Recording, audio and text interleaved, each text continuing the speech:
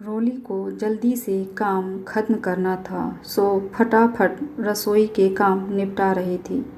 Mummy जी और पापा जी के लिए खाना बना चुकी थी, बस अब रसोई की सफाई करने में लगी हुई थी। उसके बाद उसे तैयार भी होना था। आज उसे अजय के साथ मूवी देखने जाना था।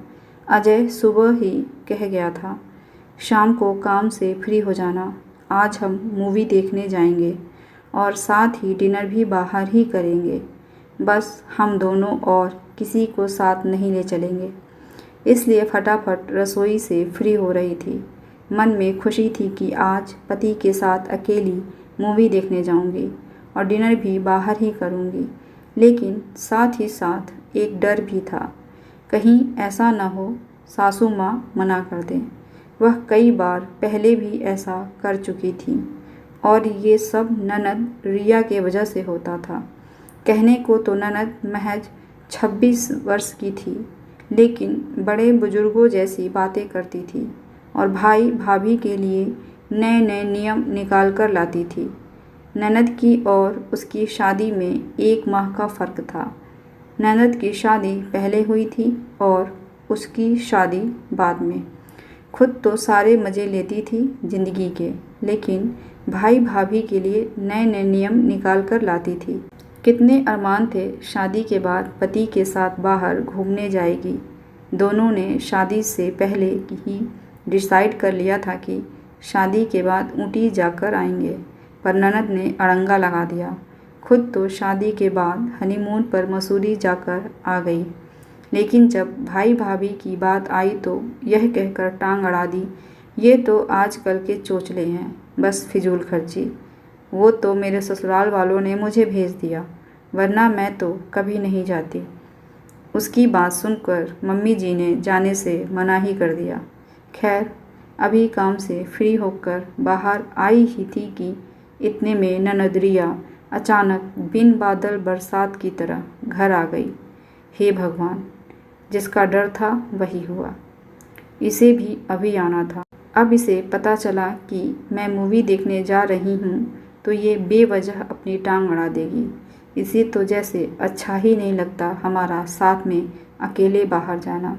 मम्मी जी 2 बातें मुझे ही सुनाएंगी तो सुनाएंगी, साथ में मना ना कर दें जाने से। मन ही मन सोचती हुई रोली ने रिया को नमस्ते किया और उसके लिए पानी लेने रसोई में चली गई। अभी पानी लाकर रखा ही था कि रिया ने कहा, भाभी मैंने सुना है कि मूवी देखने जा रही हो। मुझे तो बहुत दिन हो गए मूवी देखे हुए। आजकल की मूवी किसी काम की नहीं होती हैं, बेवजह की मारधाड़, घर फोड़ने के किस्से, इसके अलावा होता ही क्या है। वैसे कौन सी मूवी देखने जा रहे हो? दीदी मुझे नहीं पता कौन सी मूवी देखने जाएंगे, इन्होंने ही टिकट बुक कराया है, रोली ने कहा और अंदर जाने लगी। अरे ऐसे कैसे आपको पता नहीं, आपने भी तो कुछ सलाह दी ही होगी। और मम्मी बता रही थी कि उसके बाद आप डिनर भी बाहर ही करके आओगे। भाई बाहर का खाना आजकल हेल्दी नहीं होता। हमारे पड़ोस में वो शर्मा जी रहते हैं ना, उनकी बेटी बाहर खाना खाकर आई थी। 2 दिन तक पेट पकड़कर बिस्तर पर पड़ी रही। ये होटल वाले भी स्वच्छता का कोई ध्यान नहीं रखते। रोली बिना कोई जवाब दिए अंदर जाने लगी तो रिया बोली, अरे भाभी अपनी घर गृहस्थी संभालो, क्या रखा है इन सब चीज़ों में? सब घर के बजट बिगाड़ने के तरीके हैं। और कुछ नहीं दीदी, मैं इस विषय पर ज़रूर सोचूंगी, पर फ़िलहाल तो मुझे जाना है।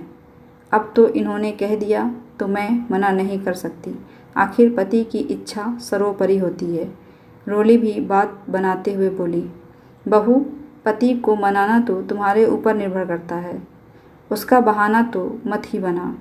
और वैसे भी रिया सही तो कह रही है, बाहर का खाना शुद्ध नहीं होता और एक बहू को अपने घर गृहस्थी ही संभालनी चाहिए, ना कि घर के बजट को बिगाड़कर बाहर घूमने फिरने में बेवजह खर्च करना। लो हो गई ये भी शुरू। हे भगवान, कहीं इनकार न कर दे, रोली मन ही मन सोचते हुए बोली। पर मम्मी जी, कुछ चीज़ें अपनी खुशी के लिए भी तो की जाती है, जैसे दीदी को बाहर घूमना फिरना पसंद नहीं है, लेकिन ससुराल वालों के कहने पर हनीमून तक जाकर आ गईं। जीजा जी को वीकेंड पर बाहर घूमना फिरना पसंद है। जीजी उनका मन रखने के लिए उनके साथ जाती हैं, बाहर का खाना भी खाकर आती हैं। आखिर जीजा जी की खुशी के लिए इन्होंने वो सब काम किया ही ना, तो ये सब मैं कर रही हूँ तो क्या हर्ज है। भाभी, कहाँ आप मेरी बराबरी कर रही हो? जो मेरे ससुराल में होता है ज़रूरी तो नहीं कि वो आप भी करो। अरे एक आदर्श बहू वह होती है जो। रिया को बोलते ही रोली उसकी बात काटते हुए बोली, दीदी मुझे आदर्श बहू बनने का शौक़ नहीं। और दीदी जो आपके ससुराल में होता है ज़रूरी तो नहीं कि हमारे घर में भी वो ही हो।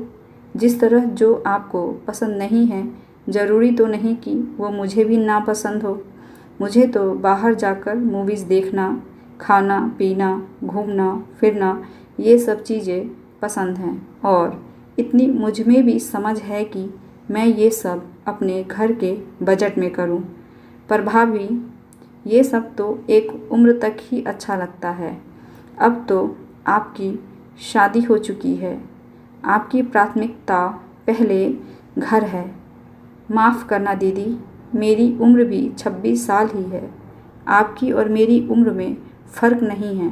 फ़र्क बस इतना है कि आप उम्र से पहले बूढ़ी हो चुकी हैं और मुझे अभी बूढ़े होने का शौक़ नहीं। मुझे मूवीज़ इतनी पसंद है कि मैं 60-70 की भी हो जाऊंगी तो भी मूवी देखने ज़रूर जाऊंगी, क्योंकि मेरे लिए उम्र एक नंबर है और कुछ नहीं। ननद भाभी में बढ़ती बहस को देखकर सासू माँ बीच में ही बोली, बहू बस कर, तुझे जाना नहीं है क्या? जाकर तैयार हो। और रिया, ये दोनों मूवी देखने ही तो जा रहे हैं, क्यों बेवजह बहस कर रही है? सासू माँ के कहते ही रोली तैयार होने चली गई। पीछे से रिया बोली, क्या मम्मी, आप भाभी को रोक नहीं सकती थी? उल्टा मुझे ही उनके सामने कह रही हो।